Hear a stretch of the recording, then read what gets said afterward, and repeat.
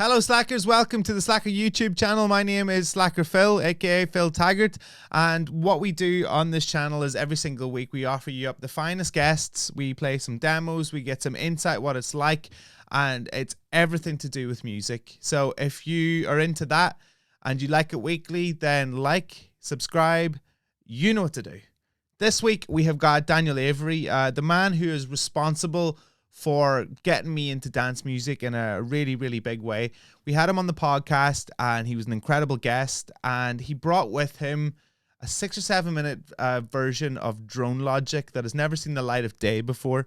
So, you know, if you're a Daniel Avery fan, you're going to want to hear this. He brought it in. It was called NOISEY. It hadn't been christened Drone Logic yet. It has Kelly Lee Owens singing on it, which doesn't appear on the original of this. And generally it's quite interesting. So we're going to jump into that track right now, and then off the back of it, we will speak to Daniel Avery and we will hear all about Drone Logic from the man's mouth himself.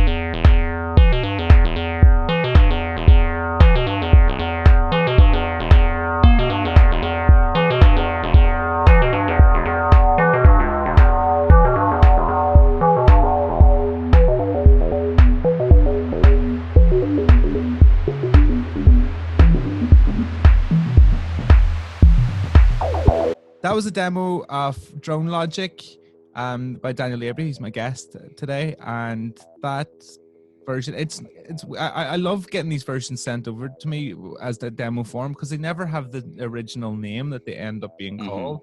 So like this was sent over as all in caps locks, noise featuring Kelly.mp3. Yeah. Was that the original title of it? The original name. That's the one I sent Errol, the one I sent to Fantasy. We'd already done one EP together, and then I went away. The first EP went really well, and it got an attention that I wasn't really expecting. So I had this new energy about going to the studio. And that track I made, I don't always do this, but that track I made specifically with a club in mind and a DJ in mind. I made that track for Andrew Weatherall to play and his club night, A Love from Outer Space, which was kind of based on that sort of slow, swaggering, psychedelic music. Yeah. So I thought, let's try and make that a track that goes in for him. And did he play it? Well, I was fortunate enough that just about a year before that, I'd started working in a studio next door to his in Shoreditch, and he would often pop his head around the door, kind of intrigued. And so I made that track, and then it originally just had my voice saying the vocals. Errol suggested it might work with a female vocal, so my friend Kelly Lee Owens, who that sort of voice is. Great artist, yeah. Yeah, we used to work together in a record shop, and she was just starting out making some music of her own, so she came by, did the vocal, sent it to Errol, and that's the version you just heard there. We mixed it together, and I felt I had something. When I was making it. It was interesting going back to listen to the demo because it was a bit more fully formed than I remembered it. It wasn't. It didn't have the final magic of it, but it had something to it, I think. And so the finished mixed version, I was able to hand to Weatherall and on a CD. And he called me up the next day and said, that thing you gave me, I played it last night, and it was the biggest record of the night. No. So I called Errol immediately, kind of hands shaking, saying, look, this just happened. And that was the point when Errol said, okay, I think it's time we made an album now. And and that's how Drone Logic, the album, started life from that point on. It was a kind of a life-changing track for me. It really was, because like, I mean, it definitely for me was the first time that I was ever aware of your music. Like it broke you into like my sort of musical sphere. But when you went back and listened to that demo, like often most people, unless they have a lot of time on their hands, which they have done with lockdown, haven't probably heard the demo in quite a long time. Like, what was the going through your head when you were listening to it? Like, what was lighting up your synapses when you were sort of going back through it? I remember I made it in a studio which for some reason had a club system set up in it. It was quite a big studio. And so I made the track Water Jump and Drone Logic in a couple of days. They both came out really quickly. And I remember having this huge club system and just being able to crank it to stupid volumes. And it was one of those tracks where it was nearly done, and I found myself standing up and sort of moving about the room. It's like, this is doing something to me. This track is connecting with me in a way that I can't quite describe. So that's when I heard it back again this week. I did remember that feeling. Also that nice, I'm sure everyone says this, of complete freedom. When no one knows who you are, you have total freedom. And whilst I was making it with, some things in mind, I had no expectations of where it could go or how far it could reach. It's a nice feeling to remember that, It's funny you should like feel like that with that track, because that track was basically to blame for you not having that feeling ever again. It's a great point, right? That was a looking glass moment. Yeah, because once you put something out that's quality and spreads around and people latch on to and become fans of yours, there's expectation on your shoulders then. Some people wear it pretty lightly. It's water off a duck's back, and some people are definitely weighed down by it. Which are you?